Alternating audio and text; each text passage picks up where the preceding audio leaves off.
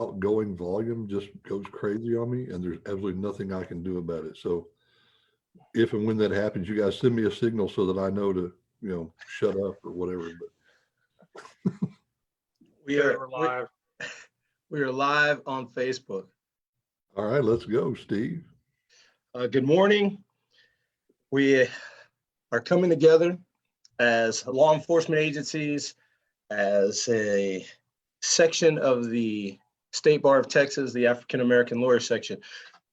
I want to say that first and foremost, I think the goals or primary goals of us collaborating is to improve public safety and basically to do the best to put down or squelch civil unrest because of a lot of the unknowns. And I believe that our opportunity to come together and find solutions and to make our state as a whole a better place is the common goal. And as mentioned, there are going to be times that things occur, and we live in a dynamic world, and we have our own agenda as a group that comes together. And so we want to stick to that agenda, and we recognize that there are going to be events that go on that we have no control over. We also want to recognize that we can adjust our schedule from the points that we have initially looked at that came from our section of the State Bar and other interested stakeholders and parties from the Capitol and beyond. Nonetheless, we want to ensure that everybody's on the same page when we get the opportunity to discuss the issues, that no one has what we would say issues that aren't germane to what we are attempting and agreeing to look at each week. So with that, we want to let the folks know we've got a certain agenda, just like others around the country and beyond. And we're going to stick to our agenda. We're going to make sure that we get through the things we agreed to get through as agencies and sections and Texans. And then when we decide as a group, as a whole, to make adjustments, we'll do so, and we'll inform you that we are taking on maybe specific cases. And we recognize as professionals from different areas of the law that facts and investigations are looked at differently. I was all ready to give an example, but I just want to move past that and say that we appreciate everybody that's on this Facebook Live and the discussions that we'll have and things that you may want to see addressed. You're more than welcome to ask the questions. That could also influence how we go about making adjustments to our game plan as a whole. But we've prepared ourselves this week to look at due process for law enforcement first, and then how law enforcement is trained in the use of force. We've prepared for that. And then if there's time at the end for some discussion to set up some different things moving forward, and in the upcoming Wednesdays, we'll do it. Kevin? All right. Well, thank you, Steve. We want to start with the due process, and the reason I asked maybe we can flip. That's what, again, like I said, perspectives are going to be different, but we would like to have those two issues. Whatever makes sense. As long, lawyers, as long as we get to talk about them, we'll take it. If there's an order, that makes a little more sense, then, and again, just so y'all know, Travis has a time constraint. So maybe if this allows him to be in the discussion, first and foremost, we'll recognize that as well, Kevin. And that's one of the things I wanted to mention is since Travis he's currently a sergeant working, at the Irving Police Department, that the stuff about training and sure. Then let's do that first. Absolutely, makes sense. First, so guys, who wants to take lead on that? And it kind of, as I prefaced, I said, training and with the use of force and kind of how that has been implemented across agencies in Texas. If there's go ahead, Doug, please. I was part of the commission and went up and to Washington when we were talking about de-escalation techniques.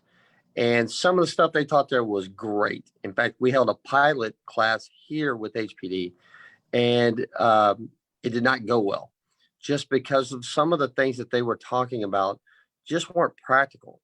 I mean, if you've got a guy with a knife, how far do you back up?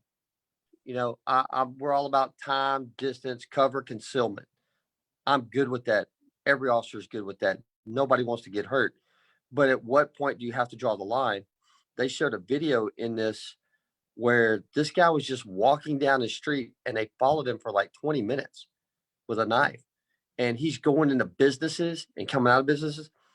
To me, that's something that you can't allow to happen just from a tactical standpoint.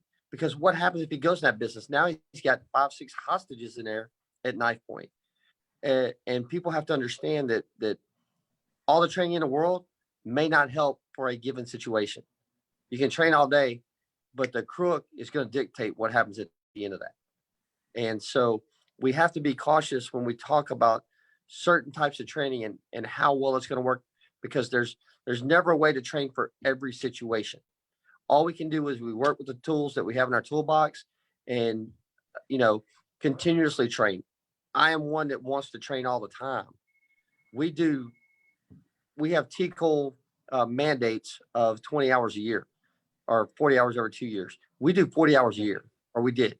We've now to 32, just didn't have the manpower. So I think there's not an agency in the state that wouldn't appreciate more training. What did you alleviate in those 8 hours, Doug, when you had to pare down? Well, the main thing is, again, time, cover, concealment, and distance. If you can cover those 4 things, because a lot of times we have been trained. I mean, from day one, when I come on, you were trained, you never give up ground. If you've got real estate, you don't give it up. You push and you hold your section of wherever you are. Now they're training a little bit different. Back, give them a little space. Do you want to contain them? If you've got a violent suspect that has a knife or any kind of weapon, you want to give them that space. Try to talk them down. Give yourself that ability to remove, think about it before they just overreact. And I think our department's done a great job of that. But at the end of the day, you can't train for every situation.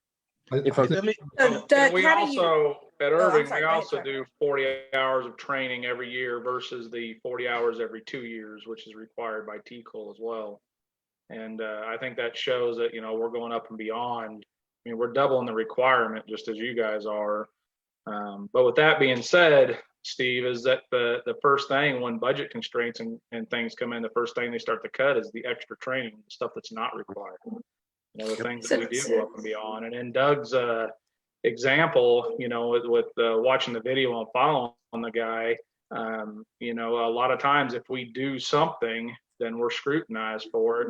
And then again, if we don't do something and he injures someone, then we're going to be scrutinized for it again. On why didn't you do something? So a lot of that ends up being in a catch-22 situation for some of that stuff, and that's stuff that you can't necessarily train for. So Travis and Doug, given your scenario, which is a good scenario, how do we balance though? Because when you look at the cases that create the large outcry, where you have, and like Stephen said at the beginning, the facts and circumstances vary. So, we could pull in any number of cases, which we, want to kind of shy away from that, because then you would have to go spend a whole lot of time talking about that particular circumstance. But with the training and with the use of force, the outcry on the use of force and just the different cases that we've seen that have created the big outcry, how do you balance that then? How do you balance, like you said, having to make sure that you're taking into realistic training when you're dealing with someone that you say is walking around or continuing to pursue with a knife, versus someone that's kind of turned around where you may see some de-escalation tactics that may be able to be implemented? How do we balance that? So let me ask this so I understand too, Nikki. Are you asking how you balance what you train the law enforcement officers on, or how do you balance what you do? Because as Doug said, each circumstance varies on individual, what you do in the circumstance. I Can you want to clarify start that? with the training, because Doug brought up a good point. He said that they went there, they had good training, and when he brought it back, it wasn't, some of it wasn't realistic, or it wasn't, to quote exactly what you said, it didn't work. And I want to know, what can you do to take some of that training, if it's a good training, to use it so that it can be realistic and work, so that your officers have a balance? Because I do agree that they're going to have to make a decision. And I'm not an officer, never have been an officer, but have several family members that are police officers. And I worry about them as well, being out there having to make those quick minute decisions. But as an African-American, and as a mom, as a brother and a sister, I also think on that side too, about how some of those quick minute decisions can create an issue. So from your perspective, because you have went to the training, you've seen it implemented, and you run a good, like you said, a good force where you haven't had as many problems. How do you teach your officers? How do you train them to balance those techniques? It's just difficult. It really is, because again, you're talking about taking something that, for the most part, they teach in a class where everything's controlled. Your blood controlled, everything. You're laid back because this is just training. You get out there in the field, in the real world, where you've actually got a man who wants to do harm to someone, and you can't stop someone's intent. You just can't. So they're going to dictate how that goes for the most part. You do your best to control the surroundings and try to put yourself in the best situation to de-escalate it. Unfortunately, again, it's all going to depend on the suspect. And this all, no matter how you look at it, no matter how much training we have, no matter whatever, you can have a magic pill tomorrow that boom, that we're going to fix everything. You still can't train for every situation. So we have to train our citizens better too. People have to understand that sometimes an officer is going to be put in a situation that they don't want to be in. And when they take action, they're automatically criticized for it. And that's where that we as a group need to come together and say, hey, look, there's some things that are out of our control. As a law enforcement officer, our job is not to go out and harm people. There's not an officer that I know of that comes to work every day wanting to shoot somebody. We try everything we can not to. But if some suspect puts us in that position, then you have to understand, the citizenry has to understand, police work is ugly. It just is. And if we have to shoot somebody, and it's we could have trained all day long, but he does something that's outside of that, we're going to be judged for it. Whether we're right. Well, and I think the training aspect of it is, us as officers, we are given various different tools and situations, and like the training that Doug was talking about, they gave those officers that training so that if they have an opportunity to use that, or they can use that, then they will attempt to use that. It doesn't mean, that each one of these trainings fits any specific situation, because you might train like the training that Doug was talking about for domestic disturbance, but then you can use that training on a robbery call, or a man with a gun call, or something of that nature. So there's no one fits all, I think, is what Doug's trying to get at. And you're given these different options to attempt to use, but then it's a fluid situation. It's always changing. And so the officers, they have to try to go through all of that information in seconds to determine what they're going to do next. I think it's important that we point out for our viewers, for our audience, that the baseline is this: officers are taught that, what the law says. The law says you shall use only that amount of force that is necessary to overcome whatever resistance, to stop the threat, to overcome the resistance, to effect the arrest, etc. Exactly how that comes into play in any given situation is what Doug is talking about. We're talking taking theory and putting it into practice. And I can give you this example, and this is from way back in the Middle Ages when I was a young cop. They came out with this new thing they called the Lamb method. This is back when we were all carrying the old straight-handled batons, what used to be called a billy club or a nightstick. And the theory behind this new training was that you could never hit anybody with a billy club without it looking bad. If somebody took a picture of you swinging a billy club like this, it always looked like the cop was the aggressor. So they came up with this method where the cop would always be backing away as they used their baton. They would always be stepping back before they swing, and which sounded great in theory. And we went into a classroom and we practiced it, and then we took it out in the field and we found it just didn't work. We were winding up with the nightstick becoming completely useless to us and having to move to some other force option instead. And so that's where the problem comes in, is when you take it out in the field and it doesn't work. There's also this consideration. Officers have to be always concerned with the environment around them, whereas whoever we're dealing with probably isn't necessarily concerned about that. We have to be concerned about other civilians, other citizens that are out there. We have to be cognizant of the fact that no matter what, there's always at least one gun involved in any altercation we get into. Because if we lose a physical altercation, if we're in a physical hand-to-hand combat and we lose, All right. our gun Breaking is up. sorry, go ahead. You're breaking up, buddy. Go ahead.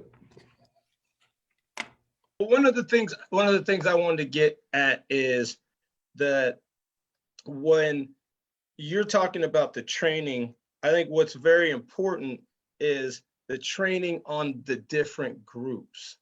I think, as you, Doug, rightfully so, saying that the citizenry, that's where I think the disconnect is between the citizenry and the trained officer.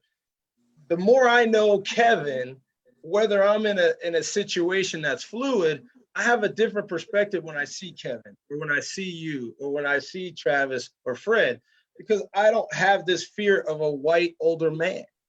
I don't see him as an aggressor that wants to come at me always from a perspective of a negative sense or connotation. So I don't have the same trepidation when I encounter someone that I've been around and I've recognized is not necessarily a foe or someone who is inherently opposed to me. All that training is great, but again, it's like Texas OU. They just don't like each other. So it doesn't matter. They just have that inherent, opposition.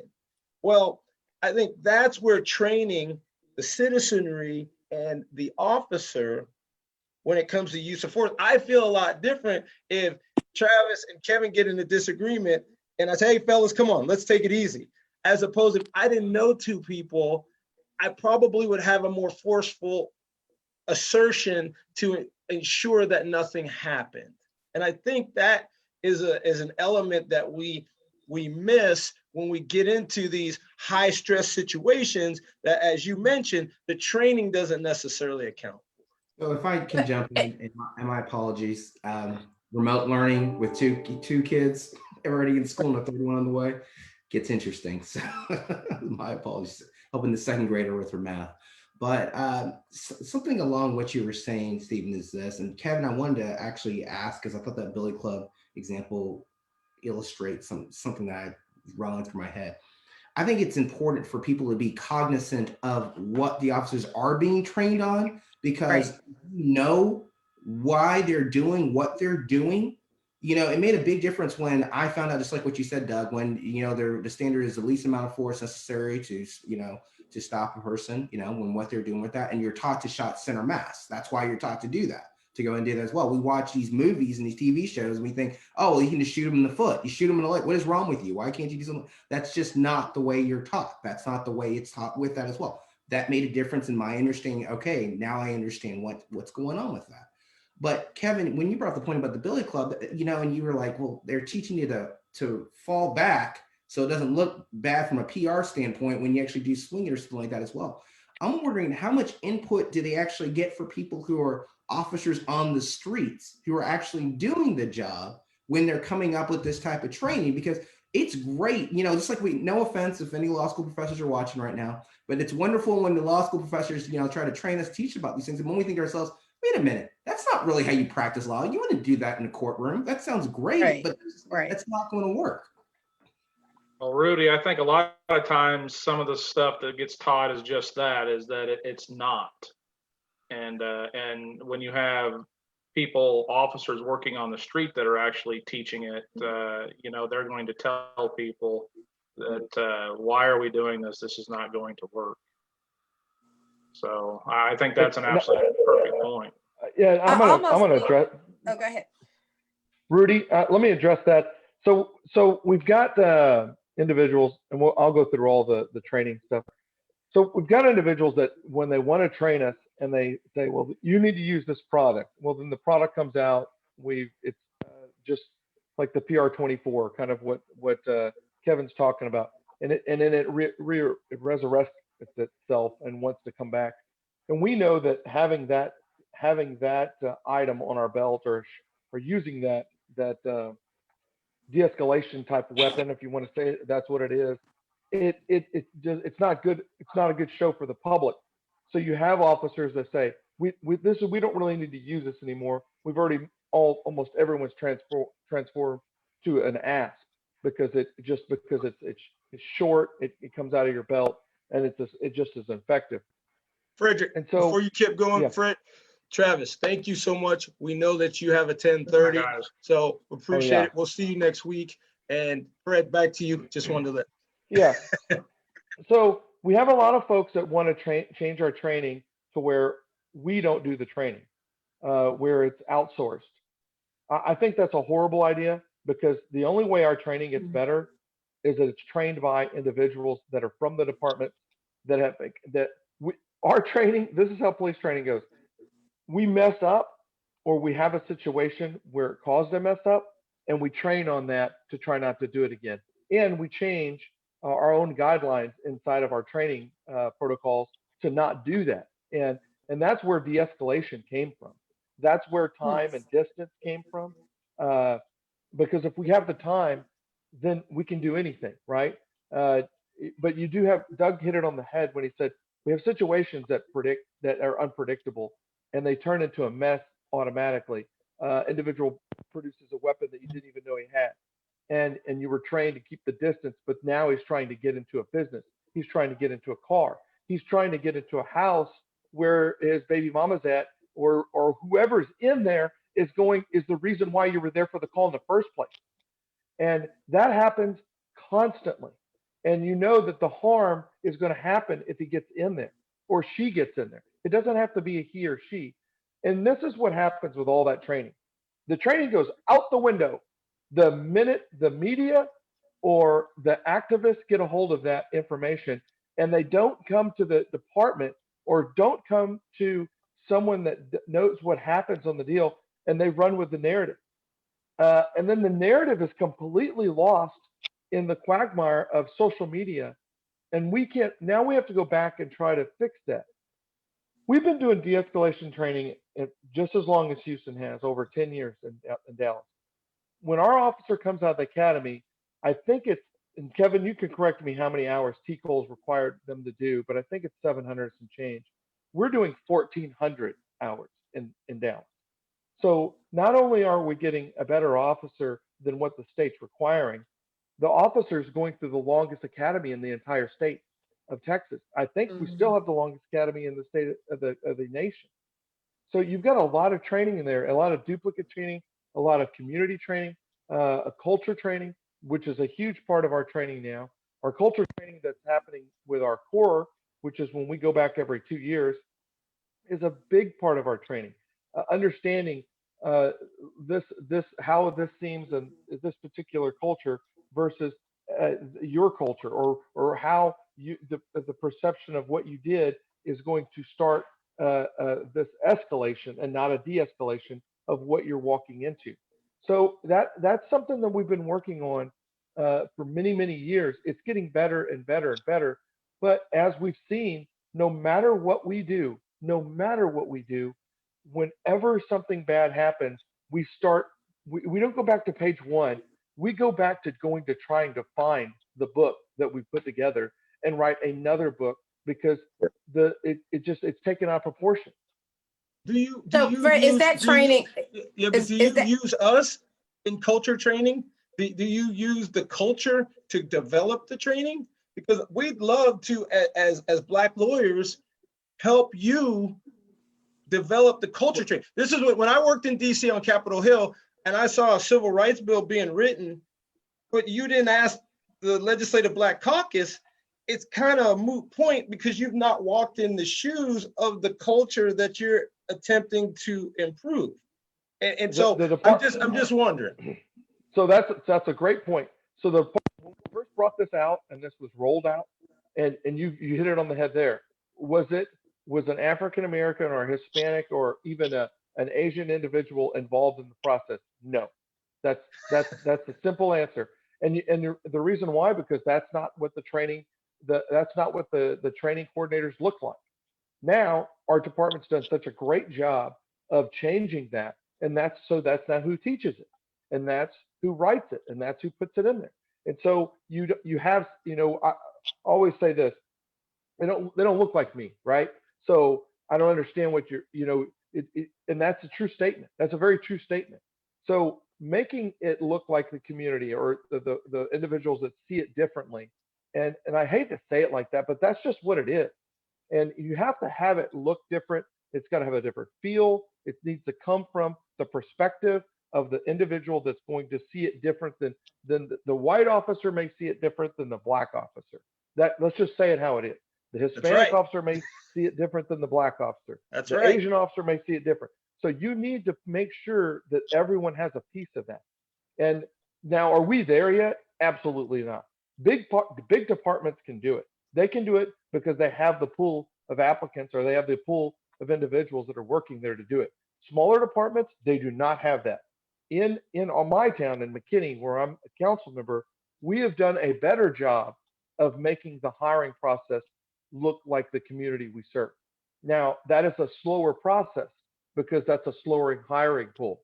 We may have, like this year, we have 4 people to hire, right? That's it.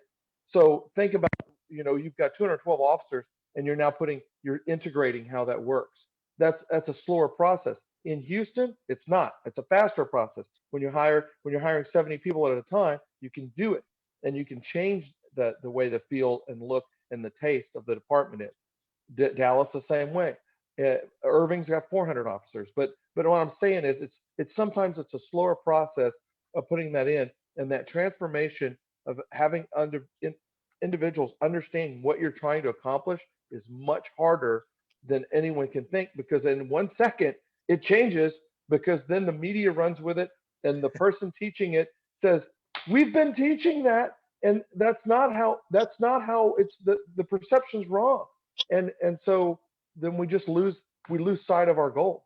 Well, Fred, and I think, and just to add on to what you're saying about the media, I will agree that I think that when you see cases that come into the national spotlight, then there's an outcry, but then outside of that, you don't hear anything. And so during that time frame, if you're doing the training and you're working with the community, maybe what needs to happen is that needs to be spotlighted on a regular basis, right? So that way the narrative is changed. I think there is an opportunity for, especially given what Doug has said, and I know for my own experience, when you have an actual simulation, when you can actually go through something like with law school, that's the great thing about doing mock trial and moot court, because you get the opportunity to get the experience that you're not getting through a lecture, through a class, or through a seminar. And so I don't even know if there's a way that we could incorporate maybe a community workshop where they're with the police and we're doing some simulations to where they get to see what you guys go through, and then there's some interaction with the community. I think that's something that we should be doing. Insert our section, because we have members across the state that are lawyers that are taking a stake in improving the community and understanding the culture. We have lawyers in the Dallas-Fort Worth area. We have lawyers in the Austin, San Antonio area. Include us with that community and go further. I know, Rudy, you wanted to say something. I'm sorry. Yeah, no, I was gonna, first of all, Fred, what you said, you nailed it on the head. It's something that Doug said months ago when we first met him about the recruitment and having the actual officers, having, people of color be part of law enforcement. But if you don't have the color, you can still have the training with us. involved Well, because you can't make up the demographics because we're only 1 in 10 effectively anyway. but it goes into a further conversation about the recruitment methods, because just, I mean, as we've spoken about before, is that if you can go to a bigger department, make more money than you can in a smaller department, you know, more likely if you're starting off, you're going to do so. What can you enhance to have about that? Because how do you get those people, because they're so finite, people of color being in law enforcement, you know, in there, how do you get them to your department so then they're part of that? Additionally, something else that you brought up was the police academies. You're right. You have regular. I mean, I know Pflugerville, we have some for our citizens, so they're able to go through the academy. It's about a 2-month course. They get to see what's going on, understand things from a better standpoint, work from there. The question is so Steve brought the point about these major metropolitan areas like, you know, San Antonio, Austin, Dallas, Houston, et cetera, right there. But my real concern is I think about places like Argyle. I think about places like Justin. I think about, I guess, Maynard to an extent, smaller areas across the state, you know, Kennedale. How do you get that type of training and that kind of aspect in there and that kind of comfort with people of color in their viewpoint there? Because something that Nikki said is right about the media. The media doesn't do us any favors whatsoever in the perceptions and how it does and perceive African Americans, Hispanic, Asian, white people. It just doesn't, Right. And it perpetuates a lot of the stereotypes that a lot of people see, and particularly if you're in a small town and you don't know any black people, right? You're going to act very different toward them. Here's my point. I went to a law school that before me, there were 2 minorities in it, in the whole University of Nebraska, 2, and none of them were black. So when we got there, being my class, the largest minority class I ever had was 22 students. I couldn't say, well, gosh, bring in more minority students. That's what they did. But you had to go to that homogeneous group because we weren't going to have more minorities in the class. We had the media portraying us as first years right before our exams too. And it got some people frazzled. So the media did us no help. But I, as a person that ran for class rep, then did some more outreach with other students. They were always going to be white. They were from Nebraska, okay? Not a huge minority population. They were getting relationships with those minority students, including myself, so that they had a different perspective than they did when there was only 2 minority students there. So Argyle or Justin or whatever, they may never have officers of color, but they can have training on people of color with people of color. So even though there's no one there, they still have a better understanding than having to put people of color on the police force to make sure that they have that is my point. Because I couldn't add any more color to Nebraska, but I could add a lot of cultural training with my schoolmates. And for 3 years, that's what I did. In theory, Steve, that's been going on for 20 years in Texas. That's been going on since the racial profiling law was first passed. Actually, before that, back in the 90s, when we started mandating training in civil rights and racial sensitivity and cultural diversity for every cop in the state of Texas. I was one of the guys back in the day that volunteered to teach those classes. And, you know, in different agencies around the state, that training was received to varying degrees. But it's been going on for quite some time. And I will argue this, it's what good law enforcement agencies have been doing since law enforcement was first created. You know, a good cop knows the people on his or her beat. They get out there and they know their citizens. They know who belongs where, when. They know, you know, how to talk to folks over here and folks over there. It's just, you know, community policing is not a new concept. It was just a new title we put on it. So whether or not law enforcement, be good at it, but we're not good at it, and that's what I'm saying. You got to go to the places where you're not good at, right? You're strongest as you're no stronger than your weakest link, correct? I mean that holds through to everything. But we've allowed too many agencies to try and create their police department or their sheriff's office on the cheap. We're not putting sufficient resources into it. We're not allowing officers the time to get out and get to know people like that. You know, when I talk to guys in Houston and they find out that cops are working one-man unit, one officer in a car, they're like, oh my God, how do you do that?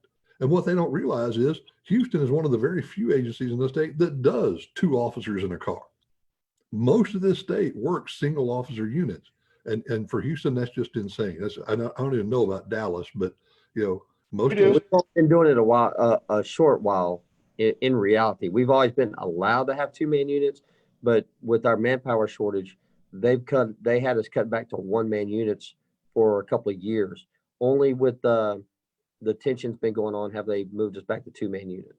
it's much more effective. It's much more, you know, the more time you can spend getting out of the car in non-enforcement capacities, the better relationship you're going to have, the better understanding you're going to have, the fewer cases of use of force, you know, allegations of excessive force, allegations of wrongful arrest, the fewer of those you're going to have. But we have not been putting the resources into it for a long time. So Kevin, to that point, I got briefed yesterday during our city council meeting, our legislative update by our liaisons, and they talked about, we all know I think it's a $4.65 billion deficit that we're hitting with our, you know, this coming year's biennium, you know, with the legislature. We know that we're in the middle of a pandemic, so it's going to be very hard to rationalize or articulate to the public if we're going to cut anything regarding healthcare. We also know that education is not being funded. You know, they promised to fund education to a level where we wouldn't have the reliance on property taxes the way it does, where it makes up 2/3 of people's, you know, regular taxes they pay every year, which most people don't realize until they actually look at the property tax bills. They also said something, Senator Nelson, something really interesting about zero-based budgeting. That's what she wants state agencies to do with that. My concern is this, is that just like what you said, we're not only in a pandemic, we're in the middle of a crisis regarding law enforcement and the people they serve. Mhm. How are we going to get the funds that we need to make sure that we do what Steven's talking about, have that sort of training with that as well, not do it on the cheap, like what you said, Kevin, and Doug, not just having folks have to go to single units because of just what's going on with the FTEs and the lack thereof and fulfilling that. And then at the same time, how are we going to truly work to try to get some of these services when we're talking about mental health care and all these other things that, you know, we've made you guys the backstrap, the people who have to clean up our messes because, hey, guess what?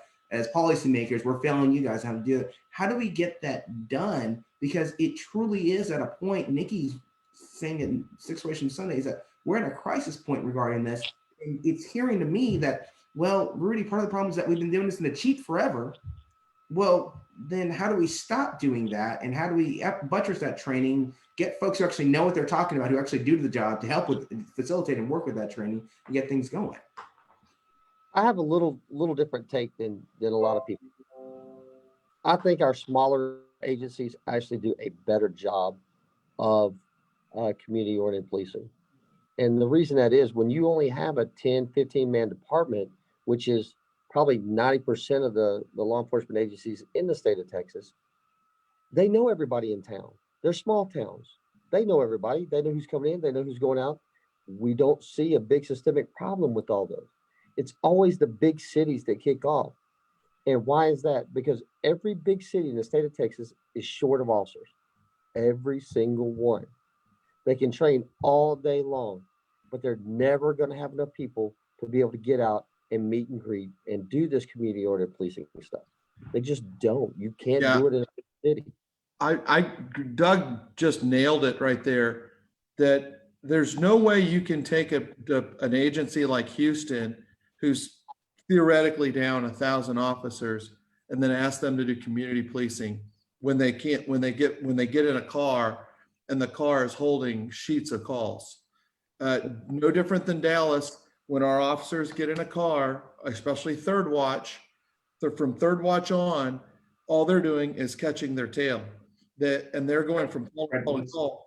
When I Yeah, I was came gonna say, on, what is third watch? What's If third you watch? can- third watch is evening, so you're going to come in like an evening shit. So first watch, just think of it as a clock. So first watch is like midnight going to second watch is days, and then you come back up to third watch and catch up to first watch. Got it. So Okay. that's how all departments work, like a big clock. And the busiest time on departments is from third watch to nights to first watch. And they finally catch up to those calls at a certain big cities, finally catch up to those calls as they come back around to days. And so there's no community policing. There's no, hey, hi, like I'm gonna get your cat. I'm gonna help you, get your groceries. And you can't do that because you're going from one side of town to the other most of the times. And when I say side of town, when you're in a division, like in Dallas, some of the divisions are whole parts of a town. So you can come from Oak Cliff to close to Cedar Hill, and you're still in the same division. And that's 20 plus miles if you come from one point to another point to catch a call. So smaller towns do a better job because they're sitting, I always laugh at when the guys say they got to drive across town here in McKinney. And I'm like, oh, wow, you're gonna have to drive a whole 11 miles, It's like Pflugerville, right? Rudy, it's like, really, you're gonna drive all the way across the city, And so like when we have like tacos with cops, I asked the chief, I said, what's the record number of people we've had here for this event? We had like 1,500 people with tacos and cops. And when we do our Thanksgiving turkey bowl here in McKinney, we sold it out. It was done with all the kids and all the the whole place was. It took for something that should take morning for a turkey bowl took till 3 p.m. to get everybody in and get everybody done. So little towns do a better job. Doug's totally right with it. They have more time to put into it. Bigger towns do not. Austin is going to be a prime example. You're going to watch a dilapidation of law enforcement, infrastructure, businesses, and social gatherings from law enforcement to the body of the person in the streets there, because they will not have time to communicate with them. They're going to be so hands-on or hands-off, it depends what the situation is, to get the job done and move along. And because they're not going to have the resources they had anymore. They're definitely not going to have the infrastructure of their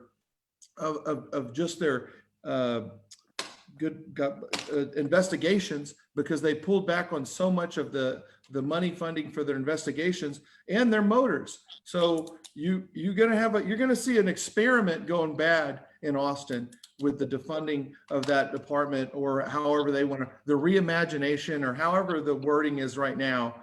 But it's not going to be a good thing, because you actually needed to invest more money into the community there. And with that, you needed to do it with the police department's community policing.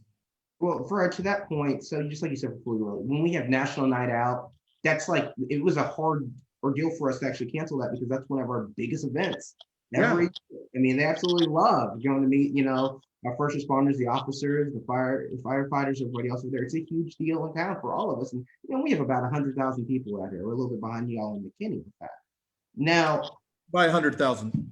Yeah, I said we're a little behind you on that. But you brought up you brought up an interesting point when you brought up about what Austin's doing, reimagining police and law enforcement to work with that. If they had those funds that were allocated specifically to that, is it that they just weren't using it appropriately, the right way to get things done?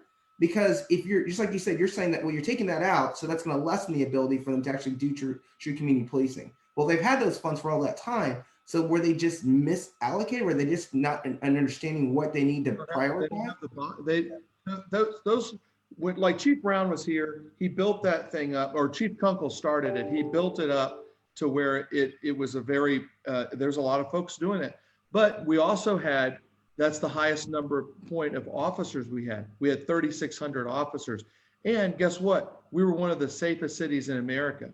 So we not only were we communicating with our communities, all of them, because every like Houston or any other city, you have communities inside those cities that have been there for a long time, and they have elders and they have individuals and they have attitude, right? So you need to make sure that you're representing all those factors. Well, when we were funded to have 3,600 officers, which is our all-time high, 3,662, I think is the exact number. That's when everything was working on all cylinders. When we dumbed that down and we took back the officers, then what was the first thing that we had to pull out of? we had to pull out of the community policing as much as we could, because those officers that were left over, they had to be put back into resources, whether it be capers, whether it family violence, whether it back in patrol, because you just don't have enough bodies of officers to do the job. And Rudy, to answer the question specifically about Austin, the Austin Police Department has been arguing for years that they have also been understaffed. Even when Aceveda was in Austin, he was telling the city council he needed another 200 to 400 officers. And so those programs that you're talking about, even though they did have them funded, they didn't have them staffed. So those funds were, you're right. Okay, And we're being And you can look, to you cover. can look at any major city right now and see how many programs do they have for kids. DARE's gone. I don't know anybody that does DARE anymore. Our gang guys, I think there may be one for the entire city. We're down to hardly any gang guys. Yeah, I mean, we have, it's ridiculous how all of our community stuff has basically went away. Our store starting to What happened, close. Doug? What happened? They're just taking the funds. We can't hire enough. We can't run enough through our academy. There's a whole myriad of issues that we're having trouble trying just to get past here. Right now, they're wanting to stop from us buying rubber bullets, tear gas, and things that would be beneficial to help not hurt people, to keep from having to taser and or shoot someone. That's a problem. And not the understaffing is not always a lack of funds either. For the last number of years, we've had a recruiting crisis going on in law enforcement. There have been fewer and fewer young people wanting to get into law enforcement as a career choice. Some of it is because they lose interest. Some of it is because their families put pressure on them not to get into this line of work. But we've had a recruiting crisis going on for quite some time. And as a matter of fact, I think we're right now, the absolute best recruiting method in law enforcement is to go steal officers from other agencies. Yeah. Well, isn't it circular? Because now you're dealing with, we don't have the officers who can actually meet young Rudy and talk to young Rudy about the career in law enforcement and how great it is, and know young Rudy right there as well. Well, we need young Rudy at some point to go ahead and be in there, but we have the public who's not trusting what's going on with law enforcement. So therefore, now we don't have the ability to talk to young Rudy and go from there as well. It seems like it's all in a circle. And, so the question is this, is that, put bluntly, how do we get to a point where, or is it even feasible to where we prioritize community policing? Because that's where what we need to, we know that works. We see that work. We live in communities where that works. I live in a community where I see that works. It works where I'm at. We won't have to put as much pressure on the other kind of units with that as well. And then how do you have that conversation? Because it's establishing that trust again. Because that's the things that, just like you said, Kevin, people see what happens and they see the big flashpoints as Nikki puts them. They're like, uh-oh, no, why would I want to be a part of that? Nuh-uh. I mean, I already got enough stuff I want to do. Why don't I just go find something else to do, something else where I'm not put in a situation like that? But we need people who are good people to be put in those situations, because like you said, Doug, there's spontaneous situations. The training might be applicable. So you want people with good hearts, good understanding, smart people in those roles so they can try and figure out things, piece together on their feet, de-escalation and some other things with that. So we know 5 minutes left. Yeah. We handled one issue, which is fine. We can look at the due process next time. I just want to let the listeners know we hadn't forgotten about that issue. It's just that when we have a discussion that expands like this, we don't want to necessarily stop it. Kevin. And I'm going to be leaving here in a couple of minutes. I've got another meeting I've got to get to. But Rudy, I think we've actually talked about some things that could be done if we can get a foundation laid for various departments to get involved in doing them. I also think that if somehow or another we've got to push back against the false narrative. We got a lot of riots and stuff that are going on, disturbances, protester stuff, but they're based upon not incomplete, and sometimes just false information. But they're also taking up a lot of law enforcement resources to address them. And if somehow or another we could we could find a way to start talking about the facts of any given case, Mhm. and somehow, just, I don't know, stop the civil disorder that is involved in all this, and actually knuckle down and drill down deep to address the underlying issues. Because I don't know that we've got the resources to do both at the same time. Well, and Not, it's and Kevin, I would agree with you. I think that it definitely is going to be a building up the trust. I do think that the narrative on both sides is kind of skewed, and I think that we're at a point now where we're going to have to start having these conversations with one another so we can build up the trust. I think these conversations are really good, and they need to move more towards a public type setting. And I'm not saying what we're doing, but I'm just saying in general, these conversations that we're having need to be had kind of in the public setting, because I agree that there's ground and there's an opportunity to learn and to kind of reinvent the narrative, because the narrative right now is not how we're discussing it. It's completely either you're this way or this way. You can't be in between. And that's Well, unfortunate in a lot of places. I can tell you just from being in media that is the norm, because the whole idea is to bring eyes to that media source. And the only way to do that is to kind of create a little hyperbole with some hype and maybe not exactly on point with the facts. And you get what you want, but then you get civil unrest, and you also get a bunch of people upset. And that's not even necessarily what happened. And I So this think is Steve Paul. We're all on the same page regarding this. I agree. we need to accept this. And Rudy and I talked about this the other day on a phone call. Law enforcement does a horrible job of getting out in front of these issues and having these conversations. We do it, and sometimes it's because the city attorney or the county attorney, whoever is telling the truth, don't say anything. And what we really should be doing is getting as much information out as we possibly can, as soon as we possibly can, so the public does understand that there's a lot more detail to any given circumstance than what is getting put out there in the media right now.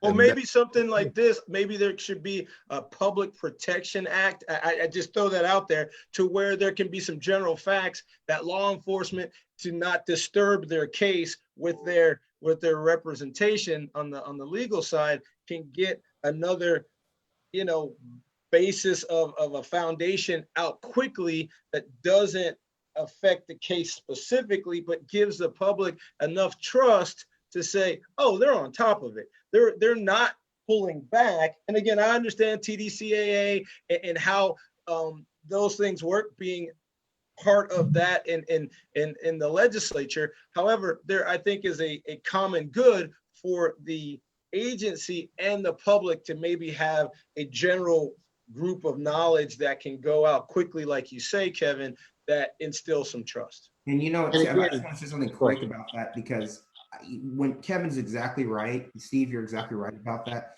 As attorneys, we want to protect our clients. So we're saying, all right, listen, don't share anything, just go from there as well. Let's go from there, so you can't blame TDCCA for what they're saying with that. But pragmatically speaking, what Nikki, what Kevin and them are saying is true. If we're going to build that trust, you want to get that information as much as you can out there so the public has trust that you're doing that. And I'm sorry, we're at a point now where if you're worried about a lawsuit, you should be more worried about rioting in the streets and more chaos and everything else going on over there as well. Because if people don't feel like they're being heard, they're going to do these things. And that's the problem. I agree. Guys, I gotta go. Y'all, I'll see y'all next week, but I got this other thanks, meeting. Kevin. Thanks again. Doug, you want to Thanks, finish Kevin. up? I know Just- you had just one something, and then thing. we'll stick to our time frame. But everyone, we certainly appreciate y'all riding along with us today. But Doug, why don't you? The last thing I'm going to say is y'all are completely right. The information needs to be out there, good, bad, or indifferent. And that's one thing I'm going to say our chief does a very good job of. He gets out in front of it.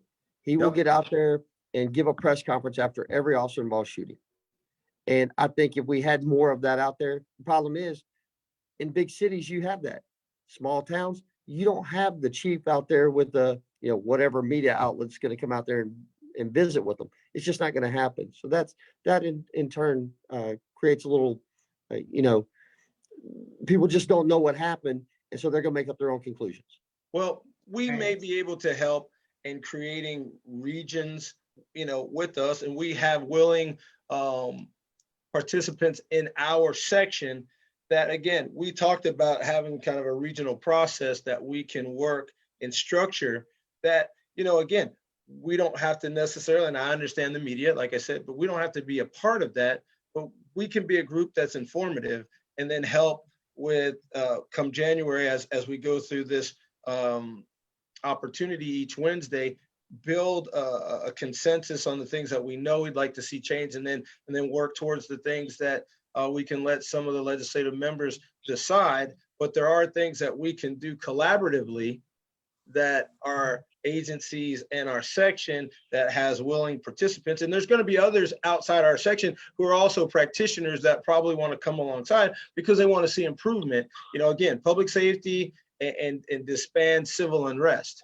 and that helps out the agency and the officers that are going there, and it brings the community closer to those officers that patrol those areas that want to provide that public safety. Yes, sir. Agree. All right.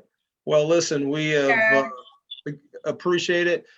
Nikki, Rudy, and from the African American Lawyers section of the State Bar of Texas, and then the great law enforcement agencies from North and South that are competing in the NBA playoffs as well. And all we and Don't the talk Dallas about that Mavericks game, Steve. Don't you dare talk about that Mavericks game, all right? Dallas Bank, Stars. bank, Anyway, bank. I just want to acknowledge that That's right. Texas is involved in a lot of things, and we should have our citizens safe, and those who protect and serve have that support and also confidence as they move throughout the community. So Yeah, we'll yes, see sir. you next Wednesday again. We appreciate your Take care. time, and we Thank you, thank you. guys. Thank you, guys. All Y'all right. have a good one. All Take right. care. Have a great day. Bye-bye. Yeah. Thanks, Alicia.